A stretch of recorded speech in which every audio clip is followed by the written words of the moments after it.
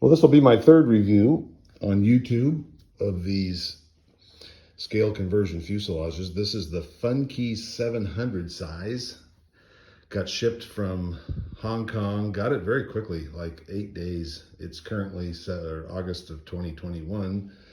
Came pretty quick. I was shocked. I thought it was going to take 4 to 6 weeks, and it came very fast. Anyway, if you've built a Roban scale conversion heli, I would say the fit and finish of this thing is close. And if for all I know, maybe they're made in the same factory. I don't know, but I know Roban doesn't make this particular one. But the gel coat, the paint, the smoothness and whatnot, I would say it's a step down from Roban, but not terrible.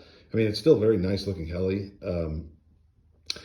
When you get the heli, the first thing you're going to notice, if you've done a scale conversion before, I've got a Line 700E in here, is there is no platform.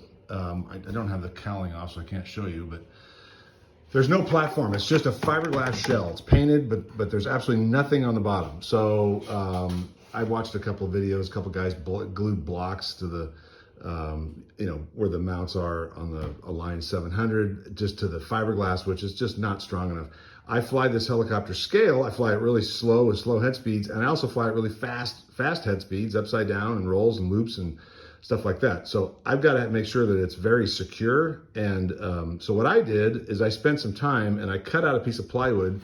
I'll just kind of show you, pretend that it's all apart here. It basically, well, you can see the front of it is right there. There's the front of the 700E right there. And that is the front of the plywood where I'm touching right there. These are actually battery trays. I couldn't figure out how anybody was getting a battery in these when I bought it because it looked like there was no room. Let me show you that real quick. Here's a 6000 6S pack, 2 of these babies. And believe it or not, you just fold back your Velcro. It's kind of hard to do with one hand, and then if you just take this battery, there's just enough room to slip it up like this, go down, and it sits on top of this battery platform, gets strapped, plug it in. You do that on the other side, you're done. It takes 45 seconds to put the batteries in.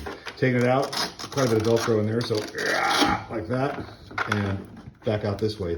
And so far, I've had 30 flights in this thing, and no problem keeping the batteries together. So anyway, that plywood platform I'm talking about that's below this battery tray platform, which is screwed on up above the lower plywood platform, was cut to fit right at the seam line. So you'll notice in the bottom of it's not a seam line actually, it's right where the bottom curve of this right here, there's like a little shelf, not really, but kind of. And I've beveled the edges of the plywood, and it took me, a half a day to do this because I started out with a template, a piece of paper, a piece of heavy duty paper, and then transferred it to a sheet of 1/8 inch plywood, cut it, and then beveled the edges. Finally got it to fit flat and square and straight, and then used some, well, actually this stuff, which is fantastic, right here, which is a marine grade epoxy, and it's white, and it adheres to fiberglass or polyester resin really well. So anyway, and it's got a big giant bead of it. I'm sorry you can't see it, but that lower plywood platform that's below this battery tray, there's a 1/8 inch bead of glue below and above the plywood all the way around, just like Roban does it.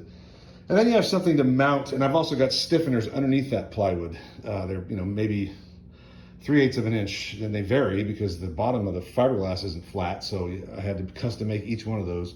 And then there's stiffeners on each side of the mounting of the 700 on the front and on the back. And then I put blind nuts under the plywood, screwed it down, boom, the thing is secure. There's also, they give you little aluminum, well, you can't see it. Yeah, should have this off. But anyway, there's right about here is a flat piece of aluminum that's top screwed right underneath this cover, the doghouse, and goes and attaches to the side of the fuselage to give it stiffness. Sorry, to the side of the Trek 700. That gives it the stiffness and rigidity. I've had zero shaking, wobbling issues with this thing. I actually fired it up first without those aluminum strips, and it was shaking. I was like, oh geez, I forgot. So I put those on there.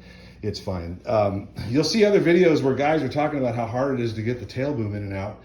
Once you get this down, it's not that bad. I can actually, when I pull this, this is the seam right here, okay? Comes all the way around here. This whole doghouse comes off with one screw right there. There's dowel pins back here and magnets along here. I can undo the boom without taking the mechanics out of the heli. I can undo the boom, the 4 screws plus the little bolt that goes in the thing, and then a couple of the side frame screws to take the tension off. And then I can actually take that back cover off of the tail rotor, and you can actually slide the boom out. And it's a little bit of a finesse thing because you got to rotate it so your control rod holder thing will come out sliding through this top ridge thing here. So that's actually not too hard to do. What else? The landing gear that comes with this thing, I couldn't figure out what it was made out of when I ordered it because there's just no description of it. It's all metal, first of all, which is good. So the, let's see if I can even show you here, I don't know. It's a mechanical mechanism that your servo connects to, and it fits on a piece of already there. All the plywood and everything's already there for that, which is nice. And they work fine. They don't look scale at all. And I'm trying to find a strut that will fit, that I can make fit when it retracts, that will go into a 3mm hole, which is what is coming out of this, or what the retract mechanism is, or just get an electric retract mechanism. Either way, I can't find anything. I've searched high and low, and if you're watching this video and you know of that, leave a comment, because I would sure like to make these wheels look more scale. It comes with these covers, which I have taped on right now because the guns, which are pretty cool, they look like this.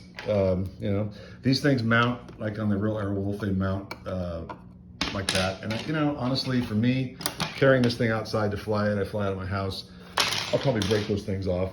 I might put some actual rocket launchers on this thing, which would be pretty cool. But as far as the head goes and the distance above the doghouse, which I think was the #1 faux pas amongst people who do scale helis that don't spend all the money on all the real scale looking stuff. If you've got this head too high or too low, it looks weird when it's flying. And the real Airwolf actually has a pretty high mast. It sticks up almost like a Jet Ranger, like that. That's a 700 Roban. Fit and finish on that thing's amazing, very good.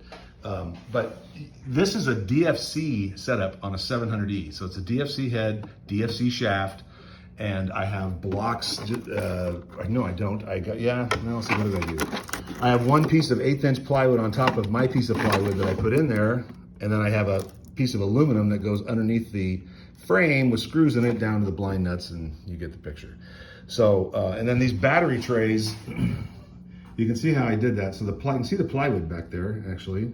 You can actually see my little bead I'm talking about. If it's kind of blurry, but up against, you can see how it's right in the recess where the fiberglass goes down. And then these little plywood battery block things are perfect. I couldn't put it down flat on the thing because then the battery gets hung up on this mount, and I needed to elevate it, so I just built those, and they're screwed to the plywood box. Works pretty well.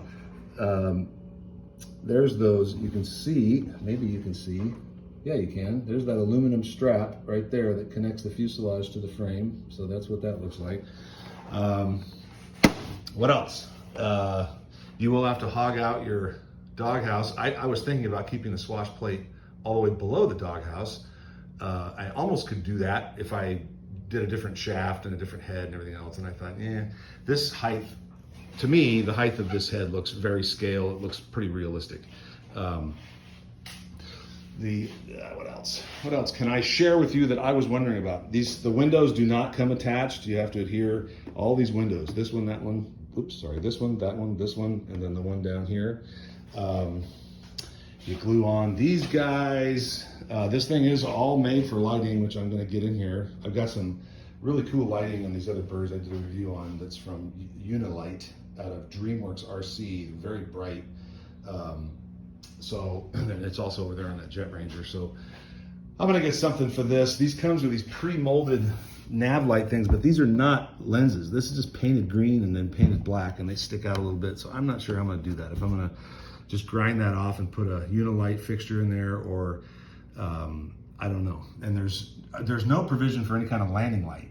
And on a Bell 222, I think they're on the nose gear strut, which is just not going to work with this thing. So I might do one of those little flip down landing gear lights, which is not scale at all, but at least it would, that's another thing. So when you're flying this bird, unlike flying this, you might not have ever wondered about this, but you fly most helicopters that have skids on them, Okay. Well, first of all, you got your pod and boom, right? So like, you know, it's 700 up there, the X. I can't see that thing at all. I mean, I'm doing TikToks, it's fine, but if I start flying fast forward and get it out away from me, I can't tell which way it's going. That's what got me into scale conversion stuff, because I love the looks of the thing in the sky, but I still do aerobatics, which is kind of fun. With the skids and a bird that's, you know, got different colors and stuff like this, it's very easy to see which way this thing's going in the sky. Really easy, like an airplane. It's very, very easy.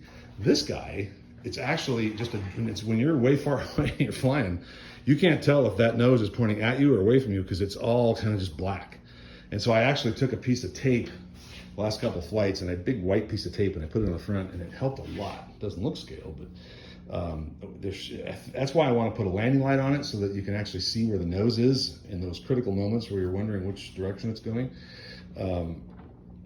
This is not a reverse direction, or shall I say a scale counterclockwise rotating setup. They've got this thing built to only be like an RC. It's going to rotate clockwise. The tail's on the right side of the heli, unlike this guy where it's scale. The tail's over on the left side of the heli and the blade's turning the other way. You don't have to convert your tail rotor. You don't have to turn your one-way bearing around or any of that stuff. Boy, I'm sure there's something else you're wondering if you're looking to buy one of these, because I was wondering all sorts of things. You do epoxy the boom on. Right here, it's not screwed on like that boom is right there. There's screws that hold it on. This guy's glued.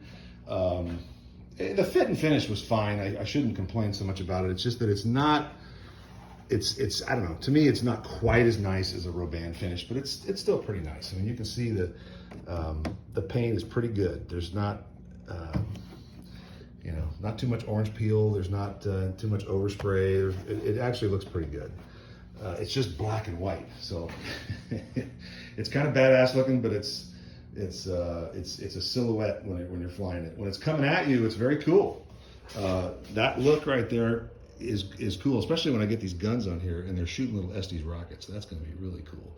But anyway, there you go. There's the Funkey 700 Airwolf review, best that I could. I wish I could show you the innards, but there's not much to look at because the frame is just right there and the boom sticking out. They give you a little foam thing for the back to hold the boom. That's all you need to hold the boom. You mount it down. The plywood that you got to spend a whole day putting in here and gluing in, because otherwise it's just not strong enough just to put a block there.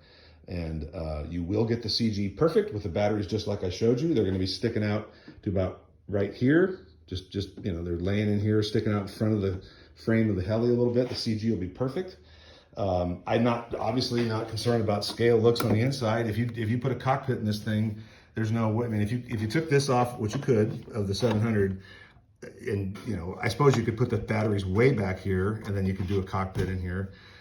Yeah, and then actually you could do that because you could just add more weight up here with the cockpit.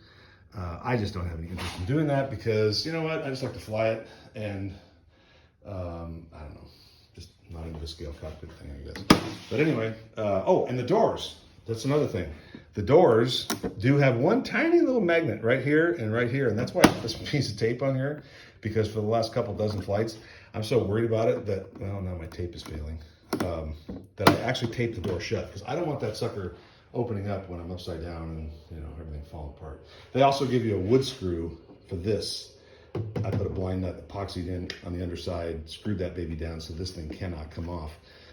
That's all that comes off on this thing, is this doghouse and these two doors. There's no other things that are that open. So, okay, there you go.